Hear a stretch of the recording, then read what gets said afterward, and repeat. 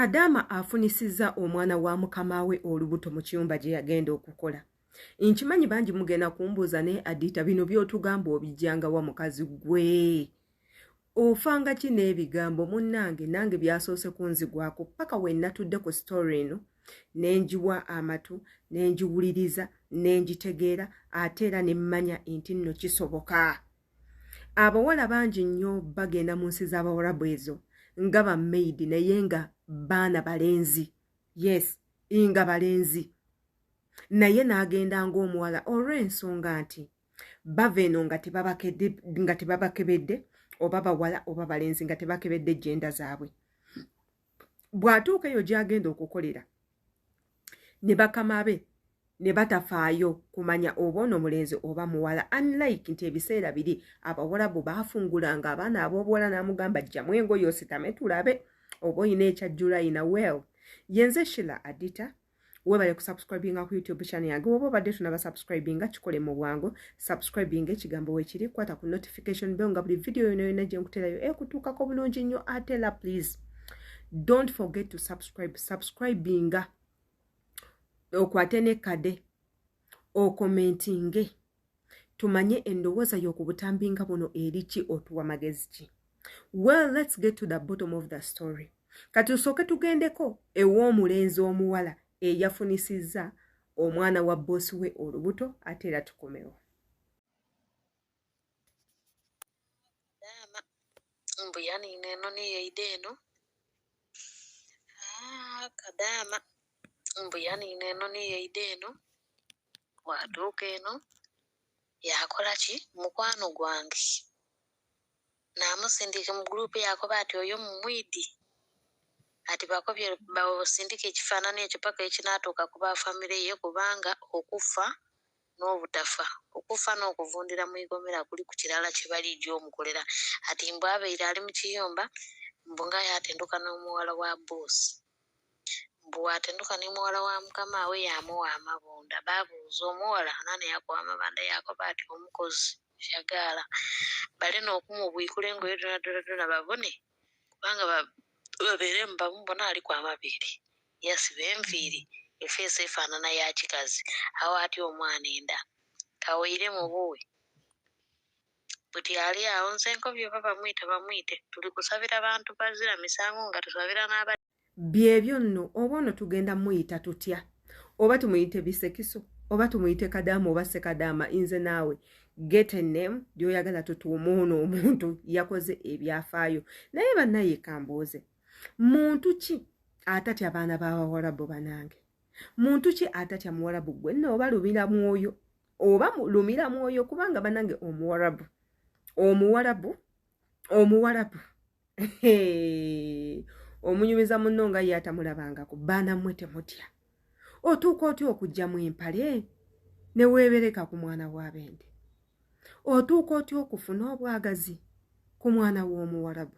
Teekako nammwe abaagala bakama bammwe bangi nnyo tubawulira no nga mwewako obujulizi. Nze baba namuwaako nampaayo 10,000 lwaliyaalo manti ye keeka akakadde era nze namuwaako n'ansuubiza okumpasa. My dears bagenda basalako ensingo.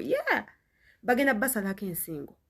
Bw'oba tosobola kukuuma kyawakati nga tekirina kye kiyoya nga kirina kuyoya kugenda kufuka na kunaaba kuba ekyennyanja as a must kirina okuwuga mukkiriziganye nange kyo kirina okwetaaga amazzi. Naye ekitali ekyo weegomba otya wali oba njogerewo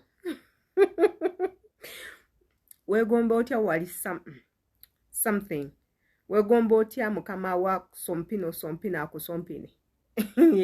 Baana mmwe nze muli simanyi nakumanya nti oba Abawarabu bamanyi ne kye bakola. Nze ndowooza abo abantu si balungi kimala mu buliri. Nze bwe ndowooza ku ngeri gye mbalabamu imeji yaabwe eneeyisa yaabwe embeera yaabwe ate bakyafu. Kati nze Adita sofa kuŋŋamba ntandike okubeera n'oyo omusajja mu kikolwa nteekeko nkomba biki ebyo ebikyafu. Olaba tasobola kusenya mannyo olwo okuyonja wansi. Ate nze jjukira ekintu ekikwatagana ku mukwano nze njagala omuntu nga muyonjo. Omanyi kye bayita obuyonjo? omuntu ng'ali alina hygiene eri esembayo nga muyonjo ebifo ebyo birina okuba nga biyonjo kyovula tubagamba mwabakuza enviiri mujja kulwaza abaana b'abendikookolo bw'omu bulago mukuza enviiri wansi ne mutuuyana bacterias ne zibeera okwo ne mubakombesa ebituuyo byammwe okwo kakana mubalwazizza obulago. Please mweyonje. Kaakati nze ku buyonjo bwe mmanya abawalabu bwe batayina nzaaga nnyabo sisobola kumuwaako ne we ziba ssente ezo ze muyaayanira nze Adita simuwa.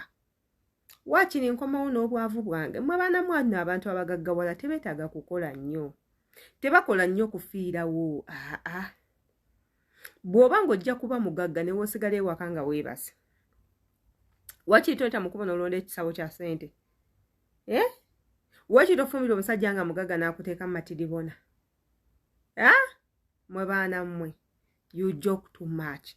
Naye nga bw'atyo munnange oli we yali representinze eggwanga lyaffe erya Uganda mu kufunisa mwana wa mukama we lubuto tetumanyi kigenda kumutuukako mu ekyo nno nze ndowooza waakusalibwako omutwe waakuteekebwa mu kkomera ate era nga ne companies eziba ze batwala banaye companies ze Uganda mwesuulirayo gwa naggamba mukola buli kimu nga we mwagala ssente mumaze okuzirya temusobola kukola mulimu guli perfect. Kaakati mazima ddala Uganda eribeerako di perfect mu nsonga ezimu. Abasajja be Uganda bakututawaanya omudeetinga leero enkera ng'akukyaye waakunoonya bunoonya omukubira amasimu buli dakiika omunoonyeza ku lugoye lwayambadde na perfume. Please ebintu ebyo tugenda ne tubikoowa. Uganda muyina okukyusaamu mu nsonga ezimu oba enki oba ensonga endala.